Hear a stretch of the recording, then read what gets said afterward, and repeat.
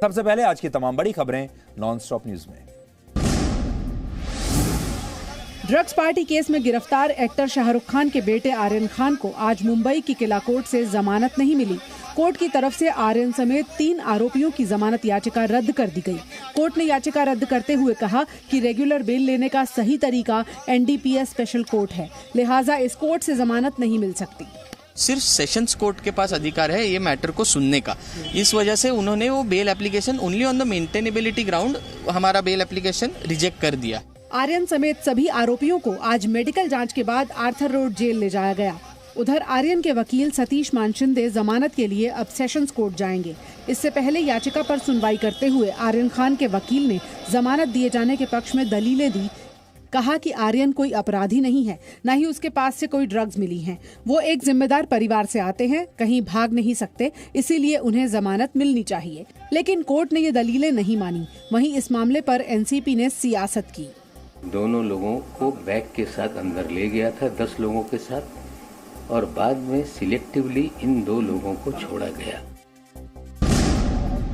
लखीमपुर हिंसा मामले पर सुप्रीम कोर्ट ने यूपी सरकार की तरफ से पेश स्टेटस रिपोर्ट को लेकर असंतुष्टि जताई और सरकार को फटकार लगाते हुए कहा कि 302 का मामला दर्ज होता है तो ऐसे हालात में पुलिस क्या करती है। इसके जवाब में यूपी सरकार के वकील हरीश साल्वे ने कहा कि मुख्य आरोपी को नोटिस दिया गया है क्योंकि गोली लगने से मौत की पुष्टि नहीं हुई, लेकिन गाड़ी से मौत हुई तो ये हत्या का केस है। इसके बाद कोर्ट ने फिर सवाल पूछा कि 302 के तहत हत्या का मामला दर्ज होने के बाद भी आरोपी की गिरफ्तारी अब तक क्यों नहीं की गई। हरीश साल्वे ने इसके जवाब में कहा कि आरोपी आशीष मिश्र कल सुबह 11 बजे तक पुलिस के सामने पेश हो जाएंगे। नाराज कोर्ट ने इसके बाद कहा कि हत्या के मामले में आरोपी से अलग व्यवहार क्यों हो रहा है। उत्तर प्रदेश सरकार कोर्ट को ये भी बताए कि कौन सी एजेंसी इस मामले की जांच कर सकती है।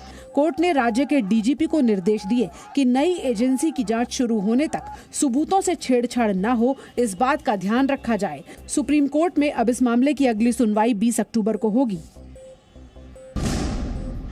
लखीमपुर हिंसा मामले में कांग्रेस महासचिव प्रियंका गांधी वाड्रा ने मुख्य आरोपी आशीष मिश्र की अब तक गिरफ्तारी न होने को लेकर पुलिस के रवैये पर सवाल खड़े किए। कभी देखा है आपने?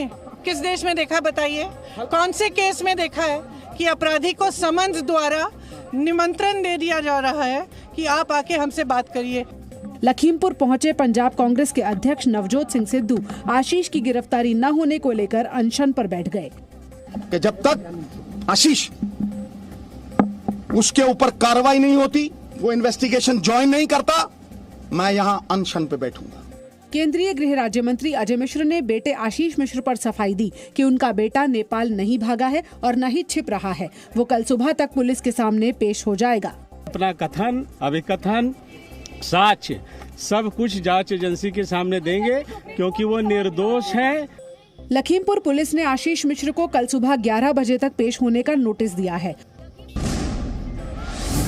श्रीनगर में कल एक स्कूल के अंदर घुसकर सिख लेडी प्रिंसिपल और हिंदू टीचर की हत्या करने के मामले में आज श्रीनगर से जम्मू तक अल्पसंख्यक समुदाय सड़कों पर उतरा। श्रीनगर में अंतिम संस्कार के दौरान टीआरएफ मुर्दाबाद और पाकिस्तान मुर्दाबाद के नारे लगाए गए।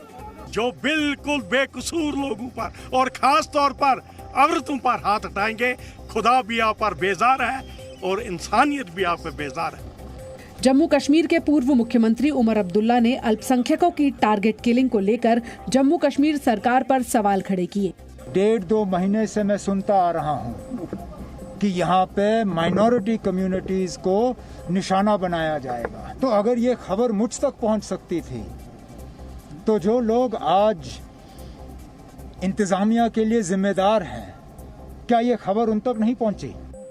पीडीपी अध्यक्ष महबूबा मुफ्ती ने इस मामले पर राजनीति करते हुए इन हमलों के लिए बीजेपी सरकार की पॉलिसी को जिम्मेदार ठहराया। बीजेपी ने एनसी और पीडीपी के आरोपों पर जवाब देते हुए इन हत्याओं को आतंकियों की कायराना हरकत बताया।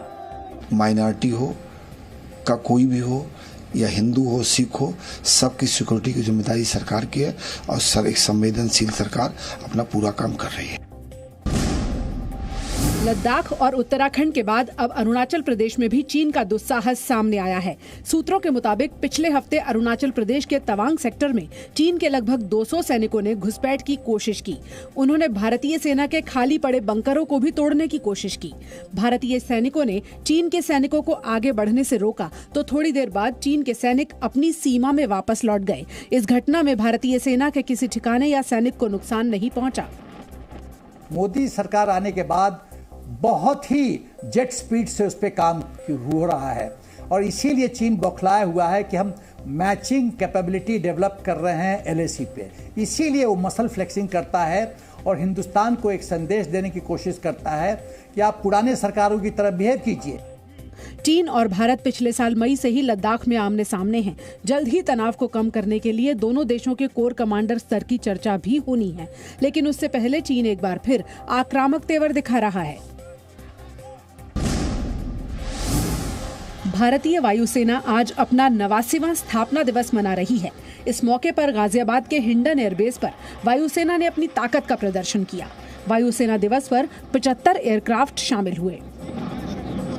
वायुसेना दिवस पर लड़ाकू विमानों के साथ साथ भारतीय वायुसेना के जवानों ने भी हैरत अंगेज करतब दिखाकर शौर्य का परिचय दिया। 5 मिग बाइसन विमानों ने बहादुर फॉर्मेशन बनाकर अपनी ताकत दिखाई। जगुआर विमानों ने शमशेर फॉर्मेशन बनाई। मिग 29 विमानों ने विजय फॉर्मेशन बनाकर 1971 के युद्ध की याद ताजा की। सुखोई MKI 30 की उड़ान ने त्रिशूल फॉर्मेशन बनाकर दुश्मन के संहार का संकेत दिया। वायुसेना दिवस के जश्न में तीनों सेनाओं के प्रमुख मौजूद थे। भारतीय वायुसेना के लिए ये वर्ष बेहद खास है क्योंकि इस साल वर्ष 1971 में पाकिस्तान के खिलाफ गौरवशाली विजय के 50 साल पूरे हो रहे हैं और इसकी झांकी वायुसेना दिवस पर भी दिखी।